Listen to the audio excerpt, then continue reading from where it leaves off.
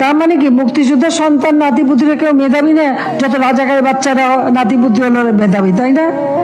কিন্তু এটা ভুলে গেলে চলবে। 10 জনের সামনে কথা বলতেছি, কিভাবে কথা বলতে হবে এই কথা বলার ভাষাটুকুই যদি আমি না জানি, ওই 10 জনের সামনে কথা বলার কোনো যোগ্যতাই আমার নাই। 1971 সালের পর থেকে যারা জন্মগ্রহণ করছে, যুদ্ধতে অংশগ্রহণ করতে পারে নাই, তারা সবাই রাজাকার। আমি, আপনি, আপনার বাবা, আমার দাদার নামও যেহেতু মুক্তিযোদ্ধার কোঠায় নাই, তাহলে আমার দাদা সহ আমরা সবাই রাজাকার। এক কথায় বলতে গেলে বর্তমান দেশে 16,98,00,000 নাগরিকদের মধ্যে 2,31,000 মানুষ মুক্তিযোদ্ধা, এদের পরিবার বাদে আমরা সবাই রাজাকার। যে রাজাকারের নাম শুনলে একটা সময় আপনার চোখে ঘৃণা চলে আসতো, এখন একবার ভেবে দেখুন সেই রাজাকারের ট্যাগে আপনার ঘাড়ে চলে আসতেছে। সেই ট্যাগ আপনার ঘাড়ে দিতে এক বৃন্দিও দ্বিধাবোধ করতেছে না, কারণ তার পদে উঠতে আপনার কোনো প্রয়োজন হয় না। যে দেশে ভোট ছাড়া ক্ষমতা পাওয়া যায়, সেই দেশে আবার কিছু বলতে ভাবতে হয় নাকি? আজকের ভিডিওতে একটা কথা বলে যাই, মাথায় রাখে, কথা যত বেখেয়ালি হবে পতন তত দ্রুত হবে ইনশাআল্লাহ। পার্সোনালি আমি কোনো রাজনৈতিক সম্পর্কের সাথে সম্পৃক্ত নয়, কিন্তু একজন সাধারণ নাগরিক হিসাবে এই কথার বিরুদ্ধে তীব্র নিন্দা ও প্রতিবাদ জানানোর